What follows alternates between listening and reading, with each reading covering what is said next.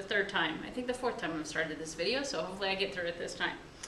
All right, we have looked at staining processes to look at the cellular morphology of cells, the arrangement. We looked at the cell wall components, gram-positive, gram-negative, acid-fast, those different things.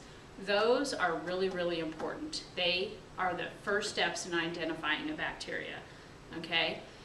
They only go so far though. You can have a gram-negative, non-acid-fast, spore-forming streptobacillus that does not have a capsule, that has flagella, okay, Lophotrichus flagella. Okay, you've narrowed it down.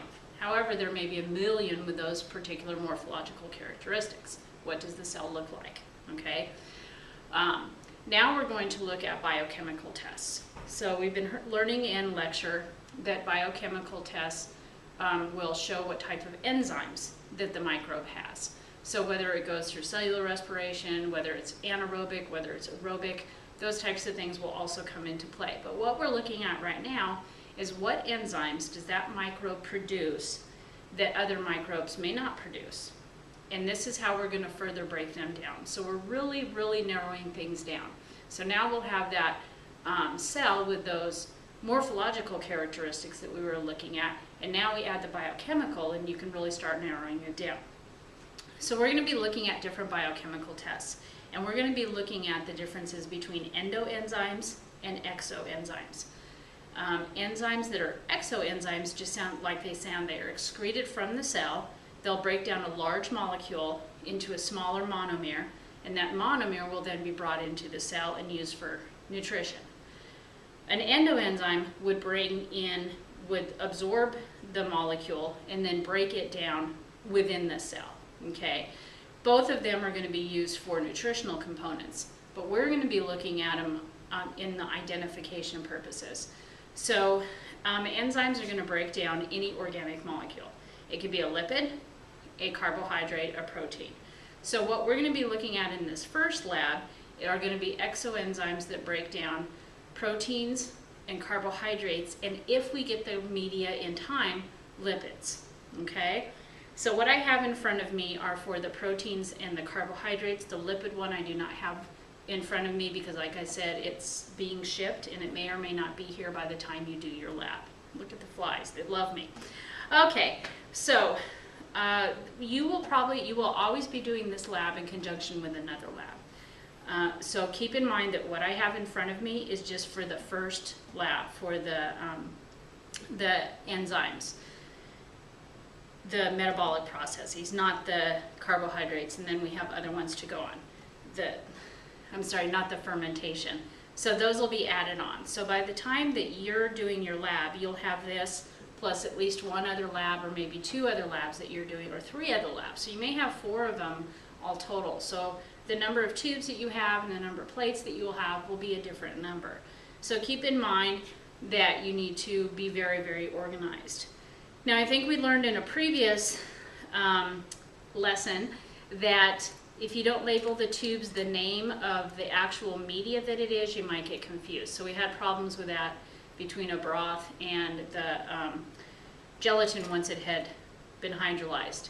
So you're going to have lots of tubes. So once again, the first thing that we want to do is label everything. So not only labeling it with the name of the bacteria, labeling it with what type of media it is, then you're going to put your lab name on it. So make sure that you're completely organized before you start putting anything anywhere. Now I do have two of the 3 types of plates that we're going to use. Now with the plates, what you're going to do is you have 4 different bacteria, and you're going to put the 4 bacteria on the 2 plates of that type of media. Okay? The first one is starch.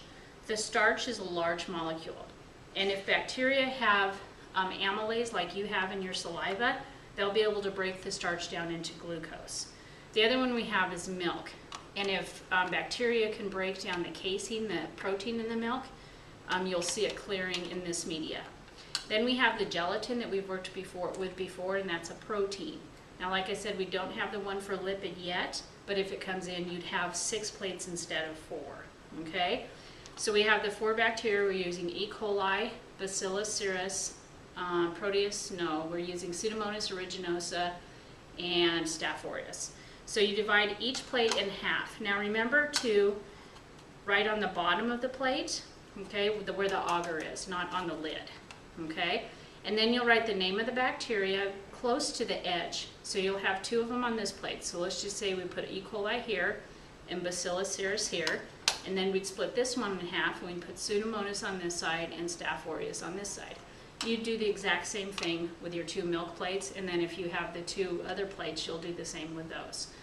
So for 4 bacteria, you only need 2 of each kind because you're splitting it in half. Okay, now that we have that all ready, we'll have everything labeled. Once again, you may have a lot more tubes than what I have right here. So now we're ready to get started. Possibly. Last time I forgot my gloves.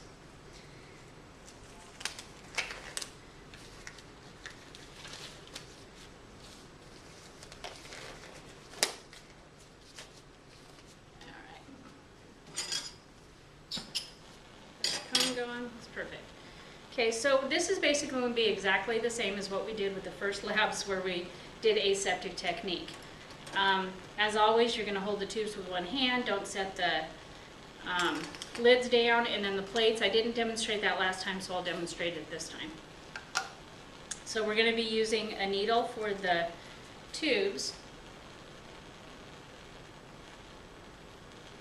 and using the loop for the plates, because remember the tubes you're going to stab. So before we do that, I've already sterilized that, so we're going to get our little bacteria swirly up so that it's not stuck to the bottom. Maybe it wants to. What's that called when it's stuck to the bottom? Sediment. Okay, so now we're ready to get started. So we have our 2 tubes that we're holding. We're taking it from here and we're putting it in here. Okay, remember what we did last time where we pulling them off with our fingers? Oops, I've already done that. Run them through there. Gonna go get it. And we're gonna stab it as straight as you can. Put our lids back on. Sterilize our needle. Okay? And so you would continue to do that with your other 4 bacteria. Okay? Now for the loop this time, we're gonna do it with the plate. So sterilize the loop. And some red as it's cooling off. Now for the plate this time, in the previous one we used the loop and we spread the bacteria back and forth. This time we're just going to make one line. The reason that we're doing that is we don't want the 2 cultures to overgrow into each other, and also you want to see what happens around the culture, around the colony, rather than the colony itself. Okay? So this time we only need to pick up the one,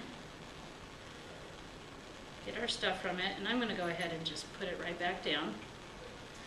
Now with the plate, you want to open it is quickly, make your line, and close it.